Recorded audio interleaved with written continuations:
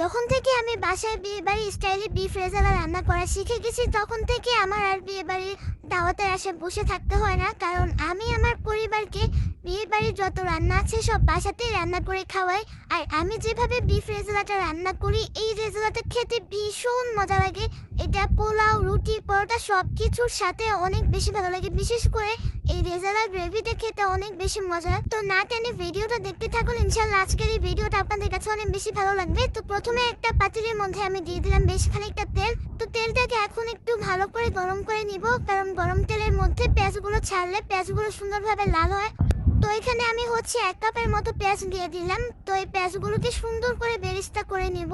অনেক সময় দেখা যায় বিয়ে বাড়ির খাবার খেতে এত পরিমাণে ইচ্ছে করে, কিন্তু এই বিয়ে বাড়ির রান্না যদি আপনি বাসাতেই রান্না করতে পারেন, আপনার ওই দাওয়াতের আশায় আর বসে থাকতে হবে না। আর আপনার পরিবারকেও আপনি এরকম মজার মজার রান্না বাসাতেই করে খাওয়াতে পারবেন। তো এই তো কথা বলতে বলতে পেঁয়াজগুলো ওইদিকে লাল লাল হয়ে গেছে। তো এখন পেঁয়াজ বেরেস্তাগুলো আমি উঠিয়ে নিব, আর ওই তেলের মধ্যে এখন আমি গরুর মাংসগুলো দিয়ে দিব।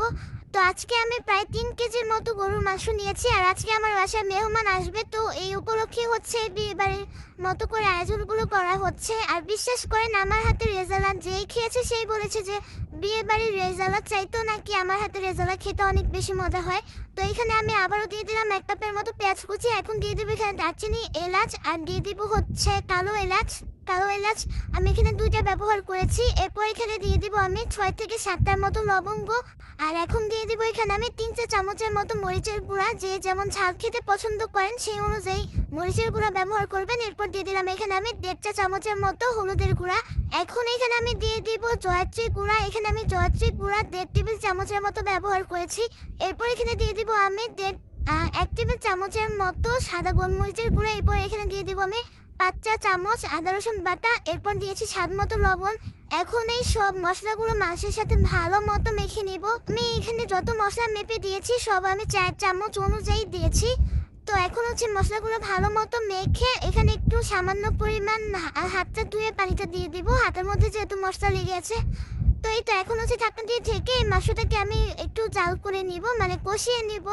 আর আমি কিন্তু বিফ রেজালাতে আরও অনেক কিছু ব্যবহার করব। তো ধাপে ধাপে সব মশলাগুলো ব্যবহার করা হবে। তো এখন ঢাকনাটা তুলে মাংসগুলো একটু নেড়ে চেড়ে দিলাম। আর এখন এটার মধ্যে আমি ব্যবহার করব আর 2 চা চামচের মতো বাদাম বাটা। এখানে আমি চীনা বাদাম আর কাঠবাদাম নিয়েছি। কাঠবাদাম নিয়েছিলাম 15 থেকে 16টার মতো, আর চীনা বাদাম নিয়েছিলাম আমি 2 চা চামচের মতো। তো সবগুলোকে আমি ভালো মতো বেটে এখন এটার মধ্যে দিয়ে দিলাম। তো এখন সবকিছু নেড়ে চেড়ে আবারও ঢাকনা দিয়ে ঢেকে দিব। আর এরপর আবারও কিছুক্ষণ জাল করার পর এখানে দিয়ে দিব আমি টক দই। এখানে আমি মোট 4 থেকে 5 টেবিল চামচের মতো আর টক দই ব্যবহার করেছি। তো টক দইটা দেওয়ার পর আবারও মাংসের সাথে সবকিছু ভালো মতো মিক্স করে নিব। এরপর ঢাকনাটা লাগিয়ে মাংসটা আবারও কিছুক্ষণ কষিয়ে নিয়েছিলাম। এরপর এখানে দিয়ে দিব আমি 15 থেকে 20টার মতো কিশমিশ। আর কিশমিশগুলো আমি মাঝখান থেকে একটু চেড়ে দিয়েছিলাম, যাতে কিশমিশের ভিতরে যে মিষ্টিটা আছে সেটা বের হয়ে যায়। তো কিশমিশটা দেওয়ার পর এখন এটাকে ভালো মতো নেড়ে চেড়ে আবারও ঢাকনা দিয়ে ঢেকে দিব। ঢাকনা দিয়ে ঢেকে মাংসটাকে আবারও কিছুক্ষণ কষিয়ে নিব। আর এরপর ঢাকনাটা তুলে এখানে আমি দিয়ে দিব পেঁয়াজ বেরেস্তা। তো আমি যেভাবে রান্নাটা করেছি আপনারা চেষ্টা করবেন ঠিক সেভাবে রান্নাটা করার। অনেকেই দেখা গেছে আমার রেসিপি ফলো করে ঠিকই, কিন্তু আমি যে জিনিসগুলো দিয়েছি সেই জিনিসগুলো তারা ঠিক মতো ব্যবহার করে না। এরপর বলে যে আপু আপনার মতো তো রান্না হয়নি বা স্বাদ অন্যরকম হয়েছে। আমি বলবো আমি ঠিক যেভাবে রান্নাটা করেছি ঠিক সেভাবে আপনারা করতে পারলে এটার টেস্ট অনেক ভালো আসবে।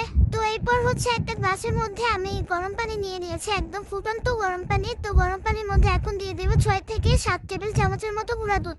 আর বাবুর্চিরা কিন্তু তাদের রান্নাগুলোতে গুঁড়া দুধই বেশি ব্যবহার করে। গুঁড়া দুধ ব্যবহার করলে রান্নার টেস্ট অনেক ভালো আসে। তো এই তো এখন ঢাকনাটা তুলে আমি এই 1 গ্লাস দুধ মাংসের মধ্যে দিয়ে দিব। আমার যেহেতু এটা কোরবানির মাংস, তো মাংসটা কষানোর সময় সেদ্ধ হয়ে গিয়েছিল। আপনাদের যদি মাংস সেদ্ধ হতে দেরি হয়, এক্ষেত্রে আপনারা 1 গ্লাস দুধের সাথে 1 গ্লাস একদম ফুটন্ত গরম পানি ব্যবহার করতে পারেন। আর এখন আমি দিয়ে দিব ফালি করা কয়েকটা কাঁচামরিচ। এখানে আমি 7 থেকে 8টার মতো কাঁচামরিচ ব্যবহার করেছি। তো কাঁচামরিচটা দেওয়ার পর আবার ঢাকনাটা ঢেকে দিলাম। এখন ঢাকনাটা তুলে আমি এখানে দিয়ে দিব 1.5 চা চামচের মতো কেওড়া জল। আর 3 থেকে 4 টেবিল চামচের মতো আমি ঘি ব্যবহার করেছি। এই দুটো জিনিস ব্যবহার না করলে কিন্তু বিয়ে বাড়ির রেজালার ফ্লেভার প্লাস স্বাদ কোনোটাই আসবে না। তো এই তো আমার রান্নাটা হয়ে গেছে, আর দেখেন খাবারটা কত সুন্দর আসছে, আর এটা গ্রেভিটা খেতে যে কি পরিমাণে মজা। মানে পোলাও দিয়ে খান কিংবা আপনি পরোটা রুটি দিয়ে খান, যেটা দিয়ে আপনি রেজালাটা খাবেন সেটা দিয়ে অনেক বেশি মজা লাগবে, বিশ্বাস করেন। তো আমি আজকে গরুর মাংসটা বেশি করে রান্না করেছি, তার মূল কারণটা হচ্ছে বাসায় যেহেতু মেহমান আসছে, সেই সাথে হচ্ছে সকালে পরোটা দিয়ে খাবো, এই জন্য মাঝে মধ্যে না নিজের রান্নার প্রেমে নিজেই পড়ে যাই, মাশাল্লাহ। তো যাই হোক, ভিডিওটা ভালো লেগে থাকলে বেশি বেশি করে শেয়ার করে দিবেন। সবাই ভালো থাকবেন, সুস্থ থাকবেন, আল্লাহ হাফেজ।